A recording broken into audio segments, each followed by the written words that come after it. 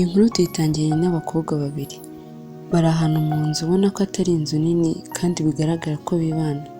Umwe muri abo bakobwa arimo kwitegura ubona ko asa nkaho agiye mu kazi kandi nanone asa nkaho amasaha yamufashe.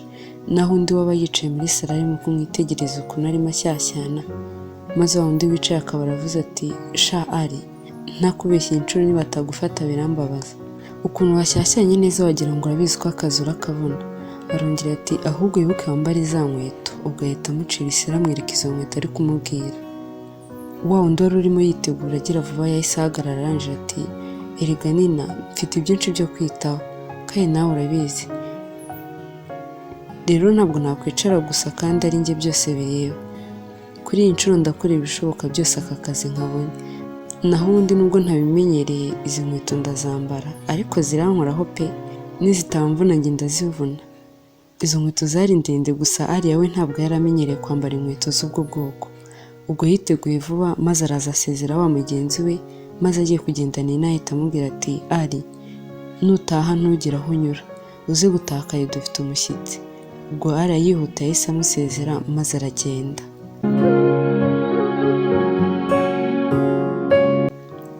Nongeye kubasuhuza mwese abakomeza kubana natwe inkuru yanjye.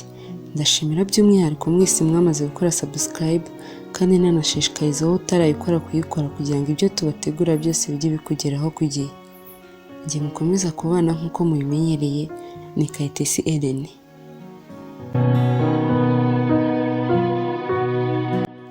Dukomeje inkuru yacu, Ariya yari avuye aho yari yagiye gukora ikizamini cy'akazi arimo gutaha.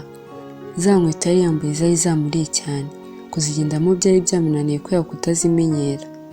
Ubwo yari arimo kugenda acumbagira, ahacamo akanya agahagarara, nyine ubona kuzigenderamo byamunaniye. Ubwo uko yagendaga gutyo gake gake, hari umuhungu uri mu modoka yari iparitse hepfo mu cyerekezo Ariya yari arimo kujyamo. Ubwo yakomeje kuza gake gake ari nako inkweto zimurya, maze agiye kugera kuri ya modoka wa musore arasohoka, araza amuhagarara imbere arangije ati hayi. Ariya aramureba nk'ureba umuntu atazi maze nawe ati hayi. Undi ati nagufasha. Ahita areba ku nkweto za Ariya maze Ariya ahita yijijisha maze ati oya, meze neza.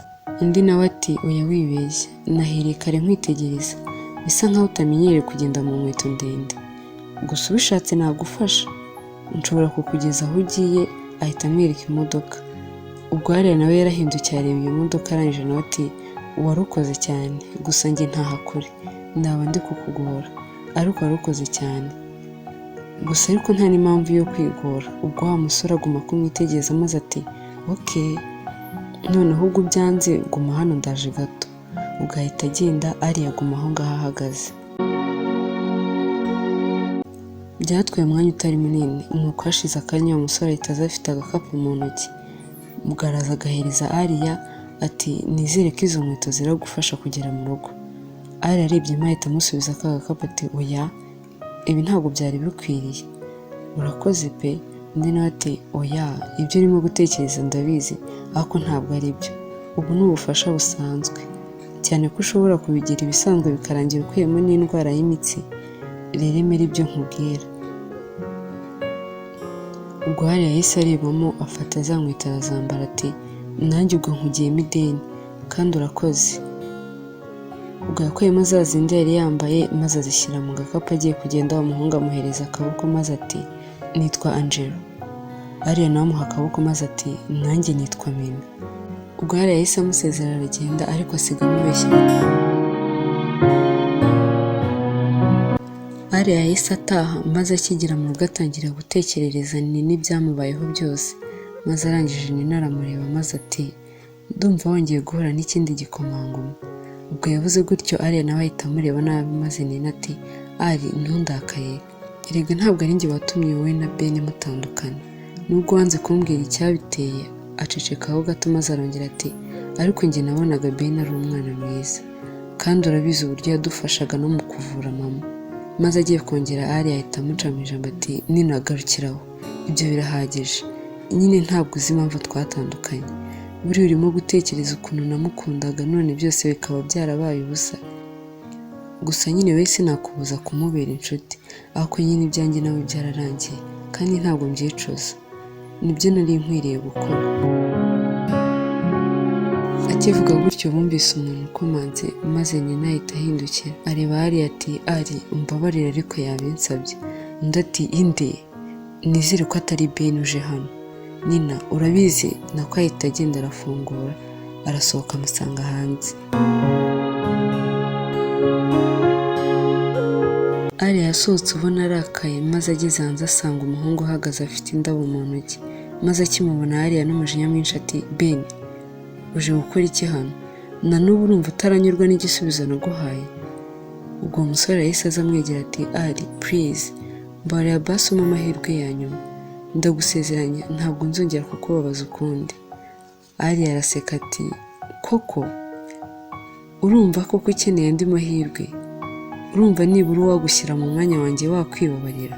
Ben pe ntakubeshye ndagushimira ku bwa byose wankoreye, ariko guhera ubu igakunyibagirwa kuko ubu ntabwo nkiri wa Ari wari usanzwe uzi imbere. Nanjye ubu nize uko nabaho ntagufite. Ubwo Ari yarangije kubivuga ahita yinjira mu cyumba ahita afunga urugi ari nako arimo kurira. Nina yaramurebaga ariko ntiyagira icyo amuvugisha maze Ari ahita ajya mu cyumba arafunga. Ubwo Nina yahise asohoka asanga Ben hanze agiye kwinjira mu modoka maze aramuhamagara. Ben ahita ahagarara nuko Nina araza amuhagarara iruhande maze ati Ben I'm very sorry, biriya nibyo nari nshoboye. Ari yarakurakariye cyane. Ben nawe ati nta kibazo kandi wakoze. Ubwo ahita yinjira mu modoka aragenda ariko agenda ku mugoroba Ari yarabyutse asanga Nina arimo gutegura ibya nijoro maze amwicara iruhande nuko Nina akimubona ahita ahindukira aramureba maze ati Ari I'm sorry, numvaga nshaka ko wowe na Ben musubirana. Nukuri ntabwo nshaka kubona mubanye gutya. Ari ndi gutekereza ahantu amafaranga y'imiti ya mama azajya ava bikancanga. Ari mama agiye gupfa. Ubwo uko yabivuga ni nako amarira yari yazenze mu maso maze Ari ahita amufata ku rutugu arangije ati Nina ndabizi biragoye ariko nzabyitaho byose. Nzakwishyurira ishuri kandi n'imiti ya mama nzayimenya. Ndabizi ntabwo byoroshye ariko tuzabicamo. Njye na Ben twatandukanye nabitekerejeho cyane. Ben ntabwo ari mwiza nk'uko bitekereza. Nina wowe humura ndi mukuru wawe kandi ndahari ku bwawe kandi no ku bwa mama nako mwese ndahari ku bwanyu. Ubwo bahise bahoberana ariko bose bababaye barimo no kurira. Ubusanzwe Ari na Nina baravukanaga gusa ntabwo babanaga na mama wabo ndetse n'umuvandimwe wabo. Babaga mu mujyi kuko Ari ariho yakoraga ndetse na Nina akaba ariho yigaga. Ari niwe wari ushinzwe kwita ku by'urugo byose kuko mama we yararwaye cyane. Nta papa wabo bagiraga. Yagombaga kumenya ibitunga mama wabo na murumuna wabo aho babaga, akita ku ishuri rya Nina ndetse n'ibibatunga nabo aho babaga. Ubwo rero ntabwo byari bimworoheye kandi igihe yakundanaga na Ben yamuhaga byose byabaga bikenewe kuko Ben yari umukire. Ku rundi ruhande nyuma y'iminsi mike mu rugo kwa Ben yari ari muri salo ubona hari ibintu arimo kwitaho ariko abikorera muri mashini. Hari mu masaha ya mu gitondo maze yumva umuntu ukomanze maze akibyumva ahita yiruhutsa ati Imana ishimwe arahageze. Ubwo ahita ahaguruka ajya gufungura maze undi arinjira. Angelo niwe wari uje kumureba. Icyo wamenya ko Angelo na Ben bari inshuti cyane kandi bigaragara nuko bari baziranye kuva kera. Barakundanaga cyane ku buryo abantu benshi bari bazi ko bavukana. Ubwo Angelo akinjira Ben yaramusuhuje nk'abari bamaze igihe batabonana maze Angelo aricara batangira kuganira. Angelo mani warahindutse cyane. Uziko kubera ukuntu wabaye iyo duhura atari uko naguhamagaye ngo izina ari kukuyoberwa. Ubwo undi nawe yahise yireba arangije ati uretse se ko wenda nateruye nkaba munini hari ikindi nahindutseho.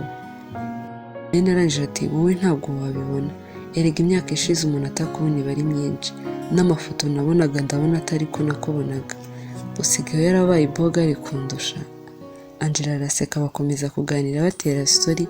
Hashize umwanya bacecekaho gato maze Ben ati ahubwo Angelo hari ikintu nshaka kumfasha kandi ndakwizeye. Undi ati kuvuze gutyo nkumva binteye ubwoba. Ben ubwo ni ibiki? Undi nawe ati nta birenze, hari agakobwa nshaka kuzambabariza ukongera ukakababaza.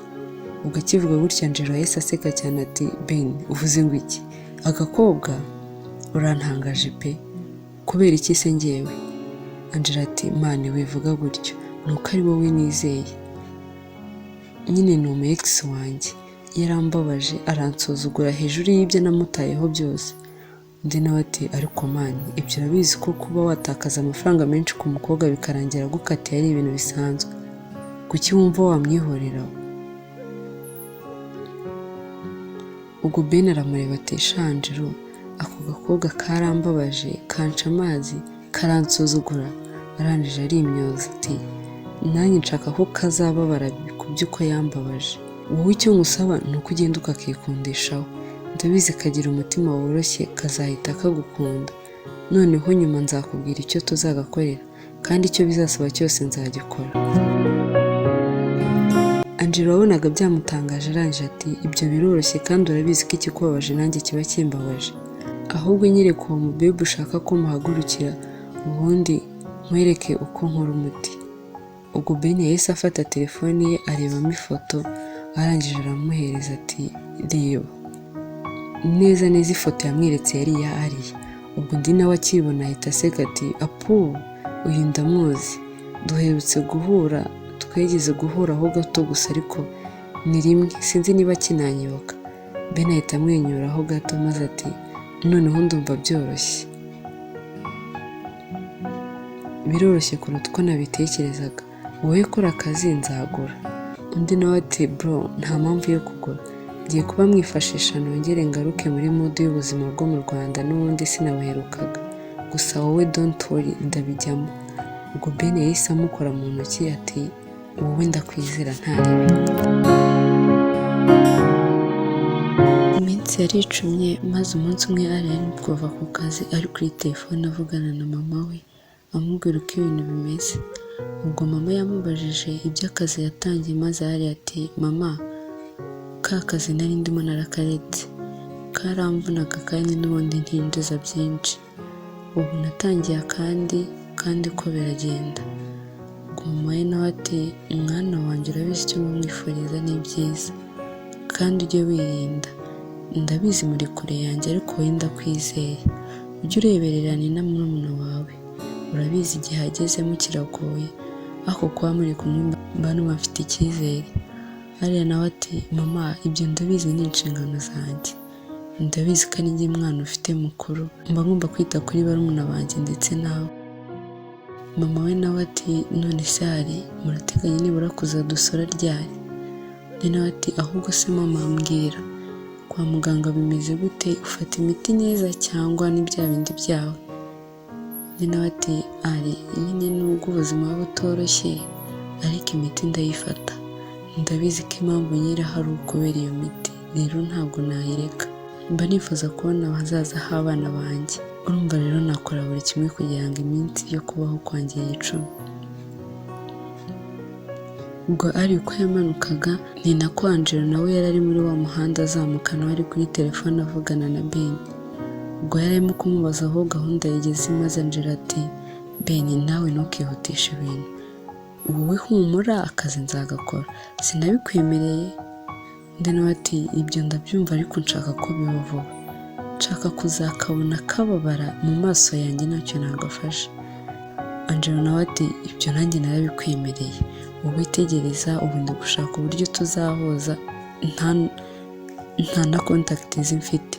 Ben ati nziguhe se? Undi nawe ati oya nzazishakira, gusa we humura akazi nkariho kandi byose ndabyiteguye. Ubwo akiri kuri telefone yahise abona imbere ye Ariya nko muri metero ebyiri maze ahita yikanga ati Mimi. Ariya nawe ahita yikanga ati Angelo. Ubwo Angelo yahise abwira Ben wari kuri telefone ati nkupera gato. Ariya we yarangije kuvugana na mama we maze ati Angelo bite? Undi nawe ati ni byiza, none se kuri kugenda n'amaguru bite byawe? Undi nawe ati ndi kwerekeza muri gare gutega imodoka, wibuke ko ku nshuro ya mbere yaramubeshye ko atahakora. Ubwo Angelo yahise amubaza ati none se nimba bitakubangamiye nagwerekeza aho muri gare?